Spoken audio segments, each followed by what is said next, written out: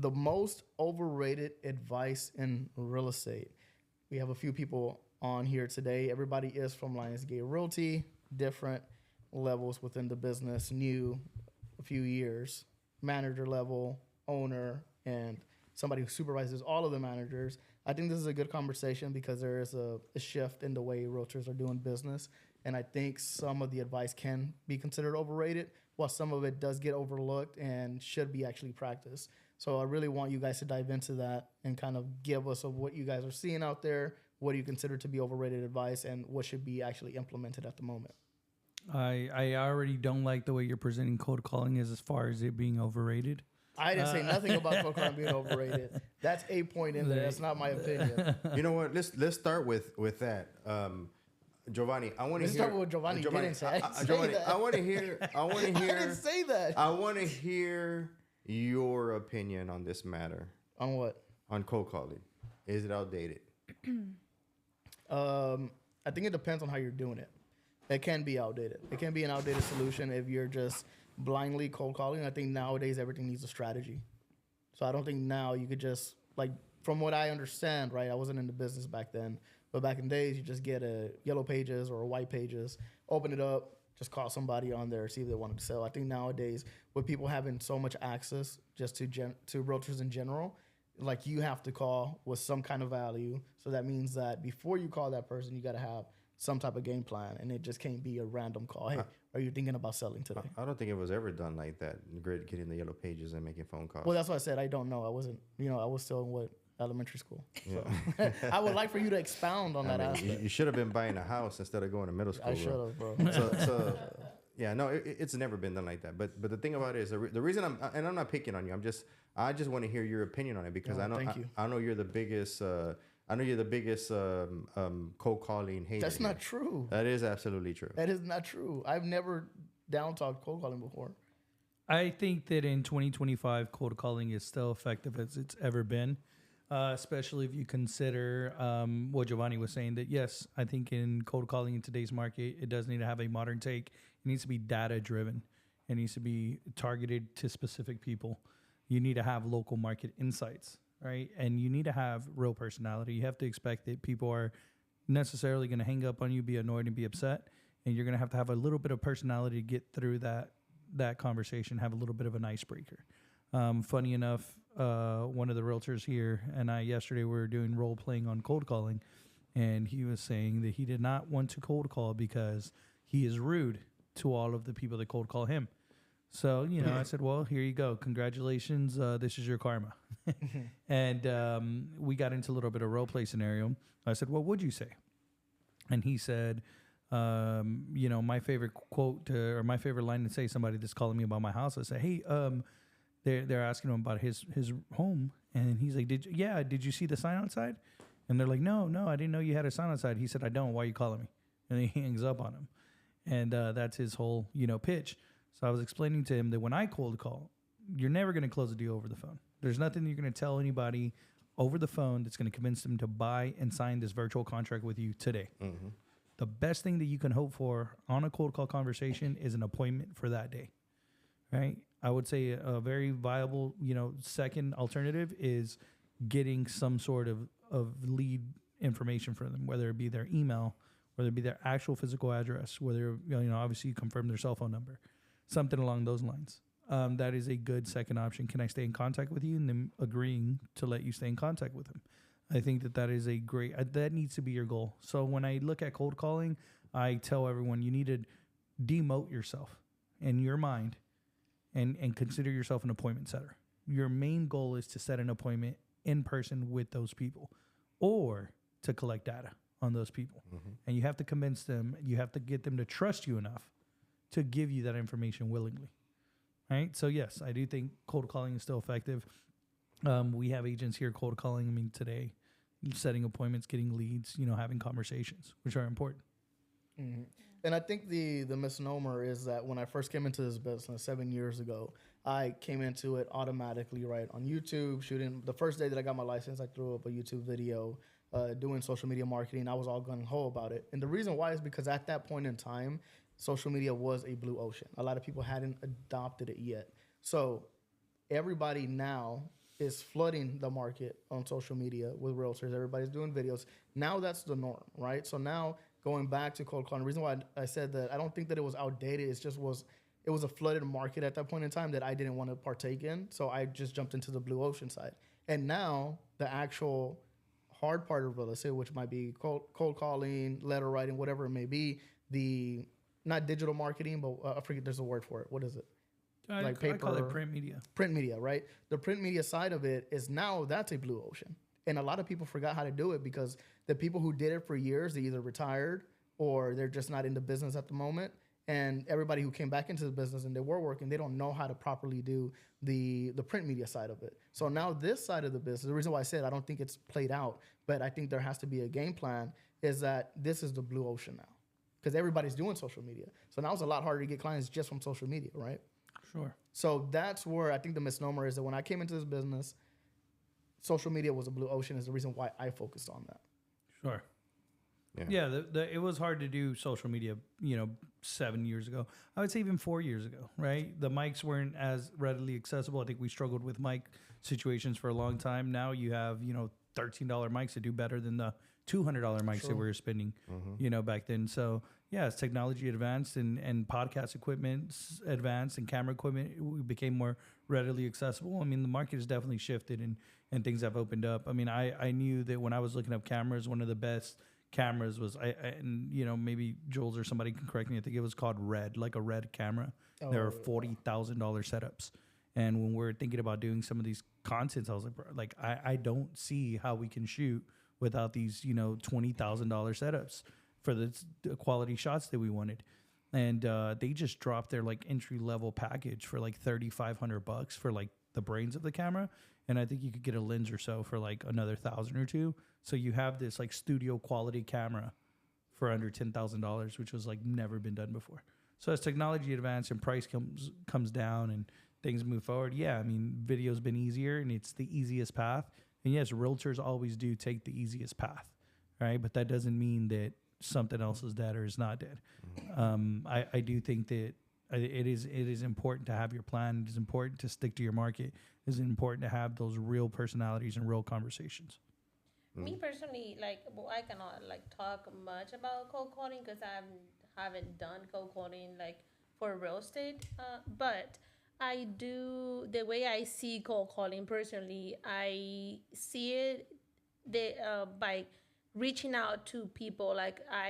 Whenever I usually post a video on, let's say, TikTok, I get a lot of clients. I get a lot of leads, or just people trying to get more information on the property.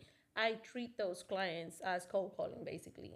My main goal is to, set up an appointment with them and meet with them in person and, get as much information as I can from them, if it was a regular cold call.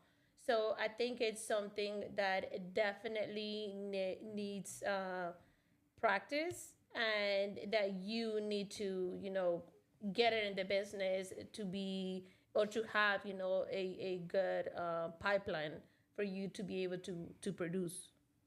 It's all about your skill set, right? And I think that's another way that I look at cold calling. It's is the topic that I had for our meeting yesterday, for our team meeting, was that the way that, as a matter of fact, I think this is played out advice, right? The fact that people tell you, oh, whenever you post a video of a house or video of a community, whenever somebody asks you for the information in the comments, you don't give none of the information. You go straight to the DMs, right? Or you do give the information and hope that they call. I think that both of those options are played out. The market is different now. What you need to do is build up a conversation within the comments, move it over to the DM, and from the DM to the phone, and from the phone to a Zoom or in person.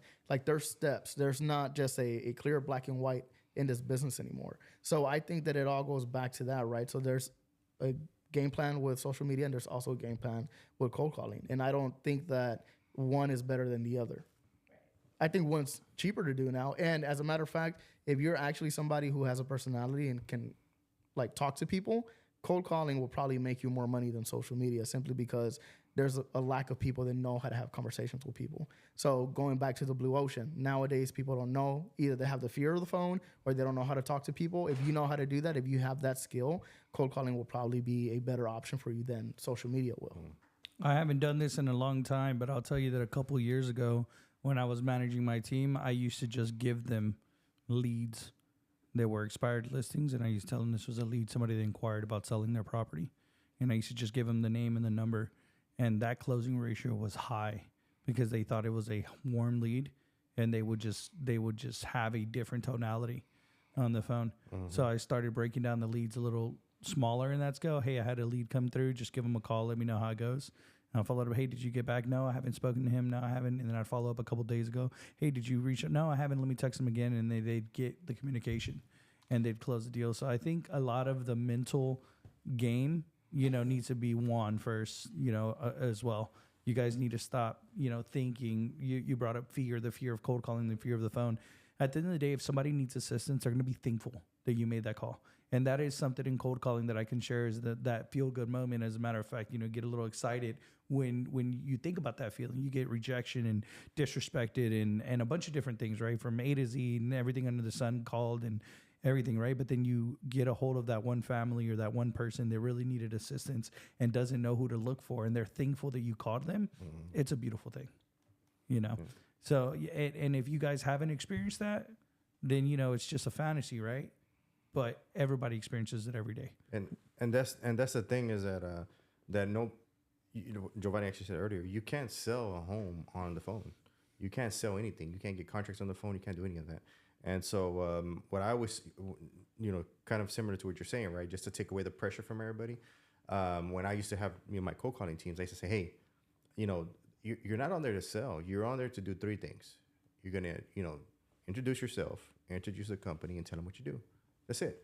That's all I want you to do. And if you hit those three marks, you'll always be okay. Are you going to get somebody who's going to stay on the phone with you for a while? Somebody's going to be interested in what you're talking about? Yes. And then you take that number down, and that's the follow-up. That's the one you talk to next week, in a few days. You call them back, hey, remember me? And now he knows you. It's not a cold call anymore, And that's the one that gets the letter. That's the one that you go knock on the door. That's the one that you do all those things with, And if you take away the pressure of like, oh, I got to make a phone call and I got to meet somebody on the phone, and then I got to convince him to sell a home, then I got to contract it, then I got to put it on the market, then I got to sell it. If you put all that into your mind, then yes, it's going to be the worst thing to do in the world. You're going to hate it. You're going to do it enough just to hate it. Desiree, as a newer agent, what's your perspective on cold calling? Honestly, I'm super excited to start cold calling. Like, I don't know if you remember, as soon as I joined, I was like, I really want a cold call. And then Nate was like, there's steps. And I was like, really? There's steps? And then Vick kind of elaborated on them. But I'm honestly super excited and something I want to do for sure. That's why I don't interview new agents, because Desiree says, yeah, I want to do cold calling, but my salesman, my team leader there told me that it doesn't work. And I looked at her and I said, well, it doesn't work. Yeah. And she was like, oh, and I'm like, it doesn't work if you don't do it in order. If you don't, it's just it's a lot of things that go into it. You can't just grab a list. Like Jovani said, you can't grab the phone. Well, no, phone books don't exist no more, but you just can't grab a list and just start calling people, It makes sense. I mean, you can. You can, yeah. If you so were you gonna say something? I was gonna say it makes sense because even when me and you have these conversations about like people reaching out in my DMs, you're like, we need to get them like in a meeting, like we need to meet, and then you do this whole like process of like getting them to like, eventually do a buyer's consultation. And going back to what Vick was just bringing up right now, saying that it's a numbers game, right? Okay, is that played out advice? Is it a numbers game, or is it all about the conversation that you have? Do you need to call 1,000 people a day, or does it matter that you call 10 and you have one good conversation and one good appointment, and that's the one that you close? Should you be focused on numbers versus the quality of the call or the purpose of why you're calling? I think there's benefits to both, right? In every aspect of life. If you have volume, then you're going to win on volume alone. But I do truly feel personally that the meaningful conversations will always win. If you have a meaningful conversation, I think it does beat 100 calls for that one meaningful conversation. That one person that I really connect with, they could lead me to a sell, they could lead me to referrals, they could lead me to other things. I'll take that over the 100 opportunities, right? That bird in the hand versus bird in the bush, right? We talk about it often. and you want to make sure that yes, that you're having these meaningful conversations, which is why for our cold calling, I always say to follow it up with a door knock. If we have a significant conversation, and I use that word kind of loosely, right? Significant, whether good or bad. There's no positive or negative to that. A significant conversation is, yes, this is me, get off my phone. Significant to me. I'm going to drop something off to you to let you know that I am a regular person. I live in your area. You're going to see me. I'm here. Here you go. Thank you for your time. I will respect you, not call you again. And I think that's something that, a lot of people that, cold call never does. Because I get, probably 10 freaking calls a day on different things. And no one has ever followed up and, just dropping out something. So there's a lack then definitely on the steps on how to do it properly, on how to do it with intention. Yeah. That's exactly. I was actually going to start saying that. I get tons of cold calls. You're going to lose me with anybody with a foreign accent, especially from. That's odd. Especially from the. No, seriously. Anybody's calling me from India, they lost me. As soon as I get that conversation, they lost me. Okay. I'm just getting this tariffs. Tariffs. So that's the thing. You're gonna lose me. Second, you're gonna lose me if it's $1. If it's an automatic dollar where it's like I answer the phone and I hear the doot, because that means somebody has $1 and then they throw them on the phone, right? Mm-hmm. So those are the two that I hang up immediately, right? Third person that I hang up on immediately is the one that's fumbling around reading from a script. Like you could just tell they're reading from a script. I mean, I even go as far as to tell them like, because I try to learn every day something different, or I want to see what they got to say, or I want that one cold caller just to freaking get my attention, So yeah, and I'll be like, and I'll say, hey, what are you selling? Like, this is a cutting edge revolutionary product that and like, whoa, what are you selling? Are you reading from a freaking book, or you're gonna tell me what you got? Mm-hmm. And so those are the ones that lose me right away. Very seldomly do I get people that can actually grasp my attention. And I'm talking about maybe 2 or 3 times a year I'll get that phone call. And maybe two or three times a year will I get somebody that I had a conversation with me that will follow up with me. And I'm like, oh, okay, I had this one guy from New York, and New York New York has some of the best cold calling people in the world. And I'll say that hands down. I hate New York. It's dirty, it smells, and expensive. But those cold calling people there are on it. They will literally have a whole conversation with you and keep you engaged, keep you interested. And I don't even want what they're selling. Do they make it like personable? They make it personable. They call me by my name. They tell me, they literally take control. They take the lead. They tell me what's going to happen. They tell me when they're going to follow up. But before they hang up with me, I get a text message and an email. It's like, it's just awesome the way they communicate with you, And down here, you do not have that. There's not a dominant force, like literally there's a bunch of different people here, right, from different ages and nationality, well, not nationality, but different ages. Can we all agree on one dominant, outstanding cold call company or agents or whatever that we all say, oh, we all got that phone call? Mm-hmm. Can we say that from Houston? No, we can't. We don't know. You know what I'm saying? Because nobody here really puts their efforts into that type of deal.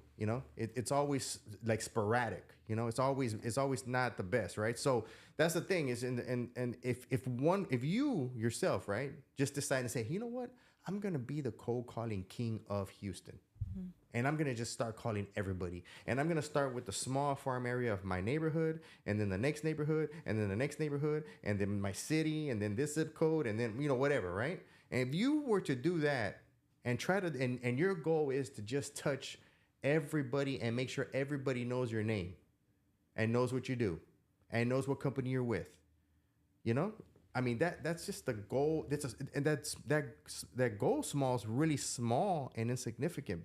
But do you know how big your business will grow doing that? Mm-hmm. But you know what? Nobody pays attention to it. You know why? Because it's not on Instagram. Because somebody's not promoting on Instagram and videotaping himself doing it every day and becoming the king of it, so nobody wants to do it. Yeah, it's a little bit more traditional. Yeah. So what you're asking, Nate, is who wants to pick up the mantle of being the Ricky Caruth of Houston? Oh my God, That's what get you're out of saying. here, dog. Ricky That's Caruth what you're ain't saying. no. That's what you just said. Ricky Get Caruth. out Let's of go, here, Desiree. dude. Let's go. Ricky Caruth. Yeah, Nate's over I'll here, do get it. out of here. I do it. Ricky Caruth is the guy that made money by claiming he was a cold calling king, and he's not. Okay, I don't think he ever said he was a cold He's caller. making money. He's making money off his YouTube and off all his stuff that he does. He's not. He didn't even know how to cold call, bro. I will admit that his don't views weren't know. really that strong for a long time. It wasn't anything. I think you might be confusing him with Grant Cardone. I think that's the guy you're confusing him with.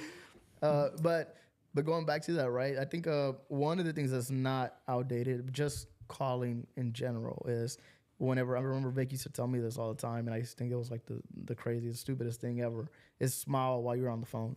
And I think that's something even to this day, like I can hear it now when people call me.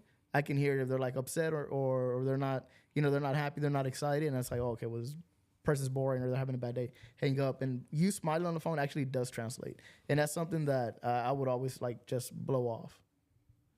You said, I can hear the misery through the phone right now. You better smile. That is so true. I have actually gotten like a couple of people to say to me like, oh my God, I love whenever you call, because like you have that, I don't know, like charm, I guess, in the voice where they can hear or see like over the phone. And it definitely, I feel like, it translates to having like a warmer type of conversation with someone. Yeah, always. Yep. I think, just put all that we said in kind of a short and answer your question. I think if you're not adding value, you're just adding noise, right? And you don't want to be like a call center where you're just calling a bunch of people, right? You want to build those relationships. That's the answer to Jovani's question. Your 100 calls versus a couple relationships. What do you prefer? And another thing here, right, just in general, even if you do not want to be the person that does cold calling or anything like that, at the bare minimum is going to build a tough skin for you, and it'll prepare you whenever you do have to make those tough calls to your clients because something is screwing up and you're trying to calm them down. You know that they're upset. The people that you're calling, quote unquote, randomly, right, 9 times out of 10, if they're upset, whatever, like it's going to teach you how to take that negative energy and flip it and not necessarily take it in and absorb it and put it on yourself, but learn how to adjust that and flip it on the other person to the point where it's like you make them happy at the end of the call. And you only learn how to do that by talking to people. Yeah, I talk about that often, and it feels like a Mr. Miyagi moment, but you build on your foundation, you build on a base, and everything that you do is helpful, right? And what I like to bring up often is if I were to just give you a lead, you would never respect that lead. You would think that leads just come in abundance and it's easy and there's no work to it. But if I show you how hard it is to even generate a lead through cold calling, through letter writing, through, door knocking, through any of these, grassroots marketing efforts, and I show you how difficult it is to generate a lead, the next time I'm giving you a lead, you're going to treat it with a little more respect. You're going to have a little more urgency. You're going to make sure to execute on that conversation. And you're going to be excited that I gave you something because you're no longer going to have to work for it, right? And 9 times out of 10, you're going to close that deal. Versus if you've never put that work in, you don't know how difficult it is to generate a lead, you don't know how difficult it is to cultivate relationships and to gain referrals, then you just take it for granted, right? If you'd never worked for it, then you don't appreciate it. So that's why I do encourage all my realtors, and I do like my agents to come in here and do grassroots marketing efforts to do the hard part first, so that when the easy part comes, because it will, they're able to continue to build on that, right? And once you learn how to generate business, right? It's like once you learn how to fish, right? What's the saying? You teach a man to fish, you feed him for life. That's how it goes. So and it's funny because if you don't know how to cold call, you're not going to know how to go through the leads that you bought. Trust me. I mean, I've seen people buy hundreds of leads, and you still have to call them. You still have to build a relationship with them. You still have to try to get them approved, right? And then all of them don't qualify, right? So you still have to run through all those people. I hate whenever, Vick would interview people, right? And they're like, hey, do y'all give leads here? Do you offer leads? And it's like, no, we don't offer leads. Oh, well, so-and-so says they're going to pay for leads. okay, I mean, you still have to, I mean, who's going to train you how to go through those leads, you know? And it's just, you know, learning how to build your own business and learning how to create your own leads, that really trains you and really shows you how to do this business, you know, and it teaches you whenever you do decide to buy leads, or if somebody does sell you some leads, it'll help you run through them, and you know, you won't be wasting your money, because why would you come in here with no sales experience and then buy leads if you don't know how to do this business? Yeah. You know, and a lot of people don't think about that. And I think one of the biggest things that I've heard in the past, as a matter of fact, some of the things that I've personally said to oppose cold calling was the fact it's like, okay, well, I don't like people calling me, right? I don't like people calling me. I don't like people cold calling me at trying to sell me something over the phone or trying to set up an appointment with me.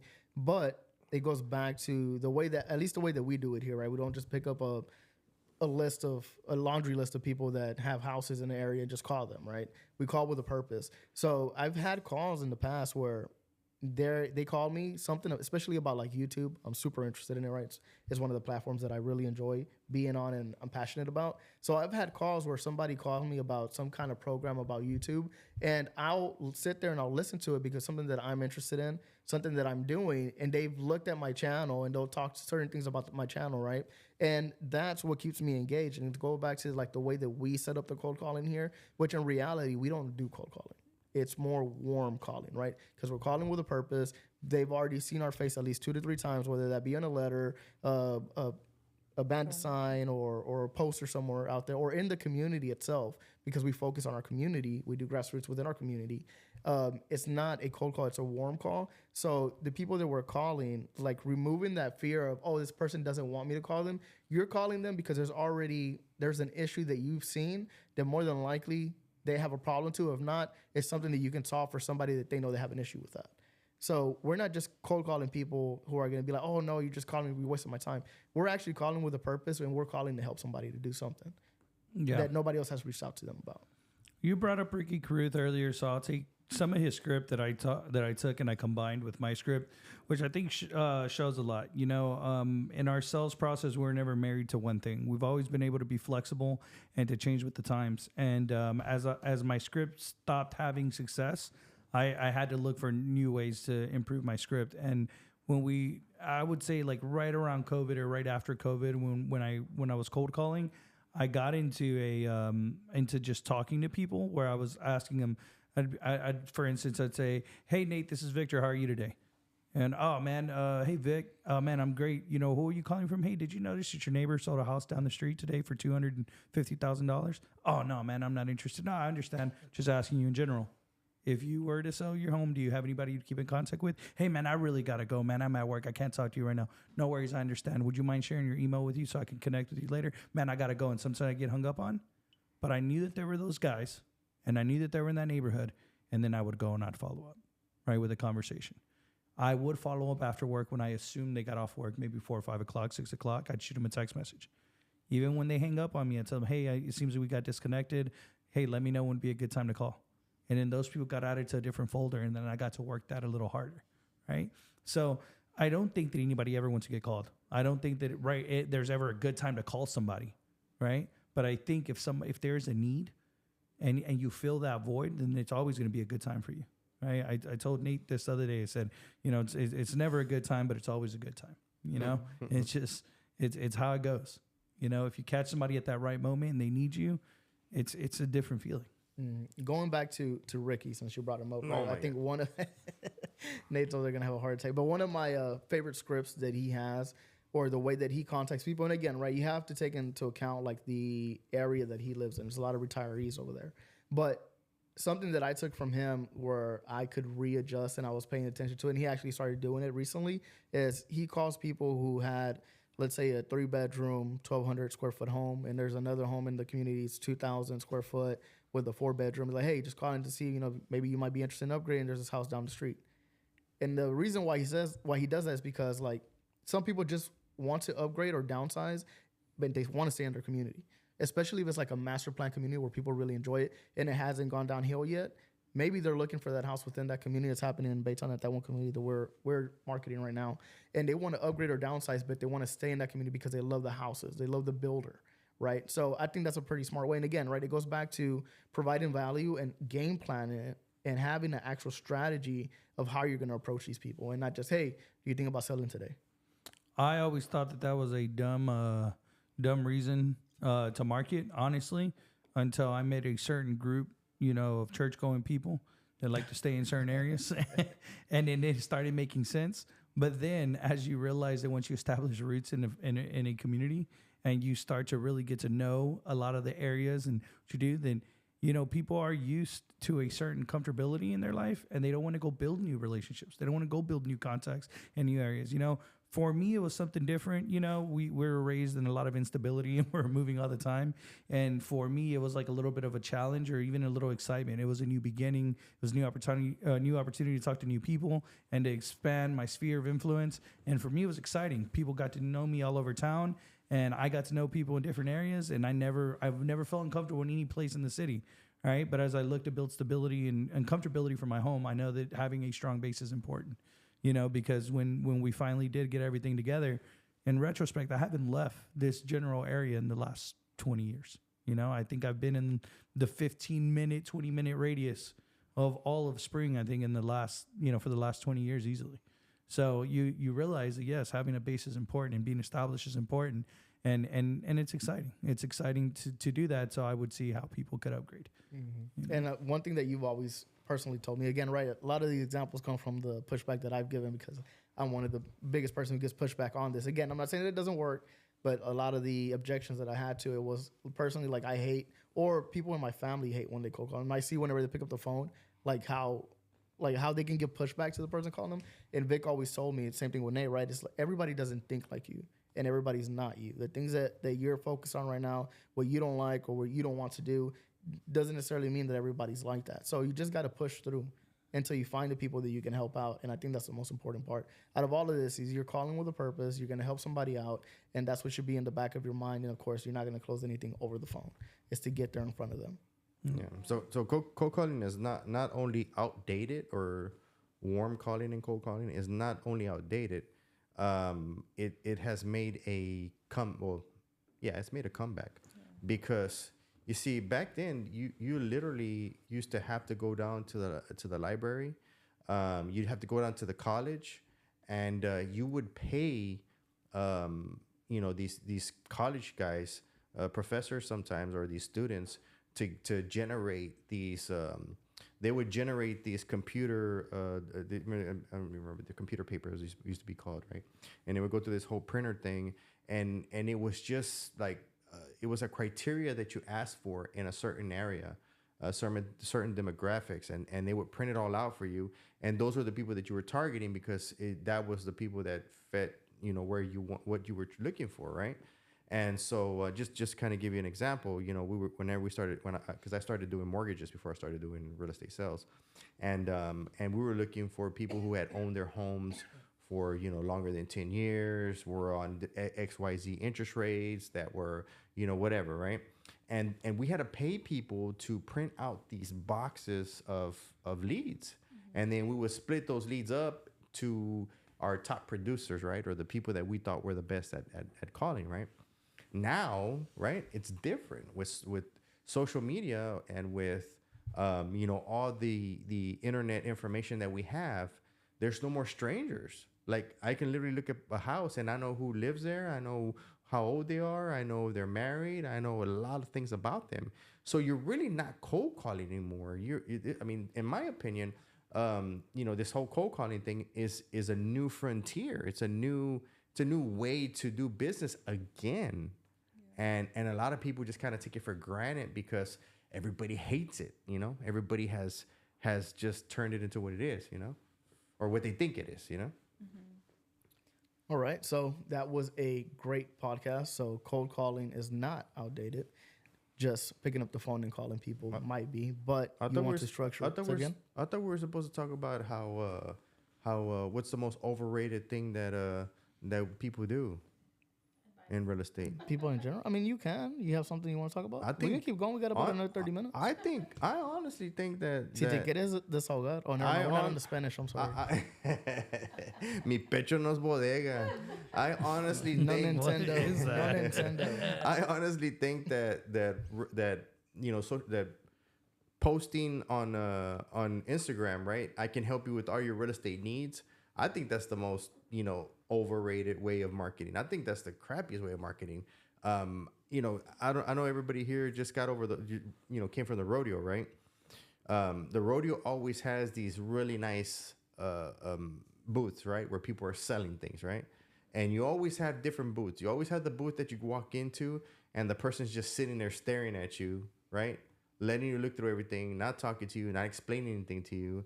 And then you kind of just walk out and leave.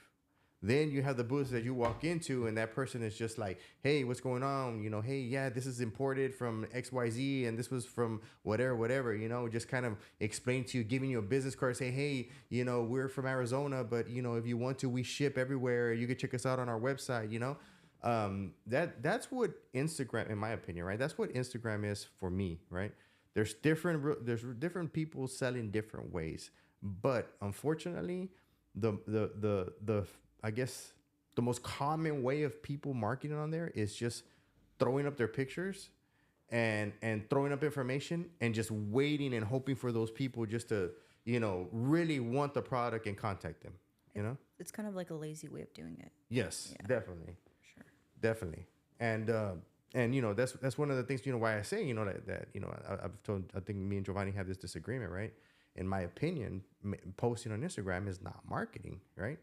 It's not marketing a product. It's not marketing yourself. It's not doing any of that. It's just almost like branding and advertisement, right? Which there is a difference between advertising and branding.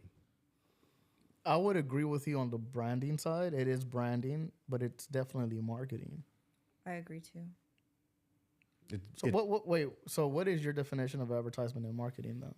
So advertising is, and once again, I mean, I said like 100 times, right? Advertising is putting a picture of yourself on the side of a billboard, right? And saying, hey, I'm the, you know, local realtor and this is what I do, right? And it's just there. You know, there's no interaction. There, you can't, you know, ask that billboard questions. There might be a phone number, right, that you're going to call, but just like any real estate agent, nobody ever answers their phone calls, right? But in you know, whenever you're making these posts and you're making these Instagram reels, these reels should be asking questions. These reels should be asking, you know, it should be marketing, right? It should be showing things, and they don't. There's no way for you to do these things. It's not interactive, pretty much. Social media is the definition of interaction. Is social media.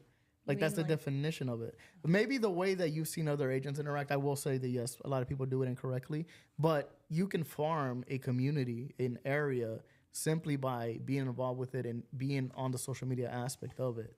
Like being the person who shows that, like social media is a TV show now. So if you're the quote unquote mayor on social media of the area, then of course people are gonna like go towards you. It's marketing. Like you interact with people on social media. Like that's the point of it. But like I think what you mean is you're saying that the social media posts for real estate, it's kind of saturated now. It's repetitive and it's a lack of quality.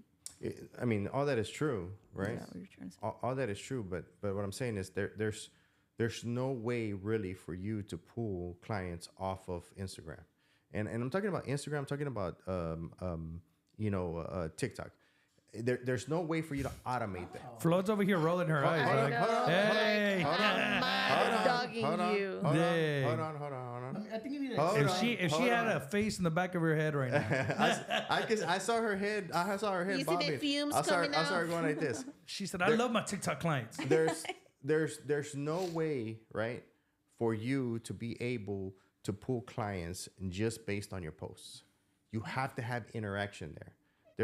You have to get the phone number, you have to get the information, you have to do all those things.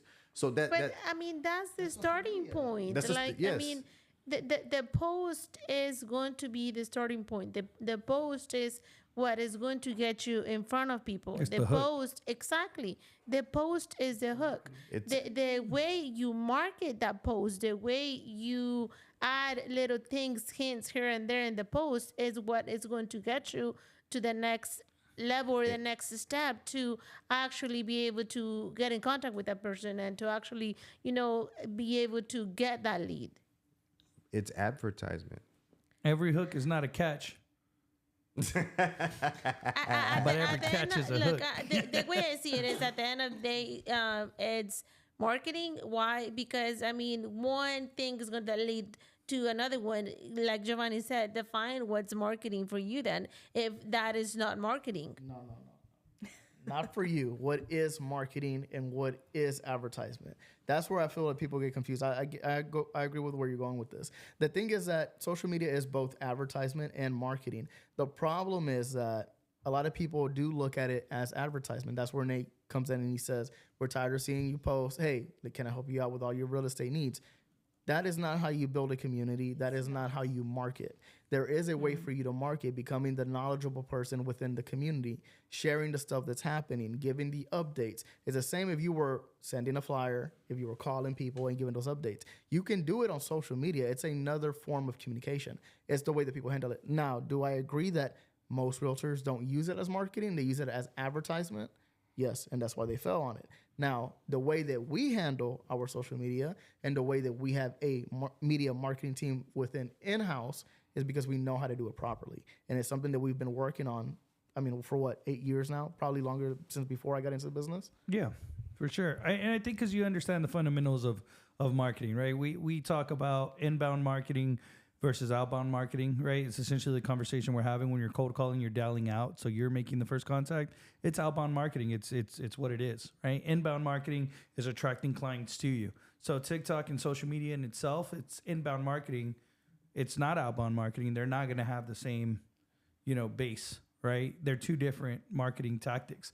My biggest thing and everything that I've always taught my realtors here is just make sure that you are following a marketing strategy and you understand what you're doing. You have a good mix of outbound marketing that you've sent out and you do a good job of attracting clients to you, right? And yes, to Nate's point, what we teach here is to teach educational content. On part of my training in your prologue to sales, we want to be the source of information for your customers. We want your customers to reach out to you and feel comfortable to ask you these questions. We are going to give you free information. I am going to give you free advice once you answer my call to action, right? Once I get your email, once I get your phone number, once I do something that I feel that I've hooked you, right? So I'll say again, right? Not every hook is a catch, but every catch does get hooked.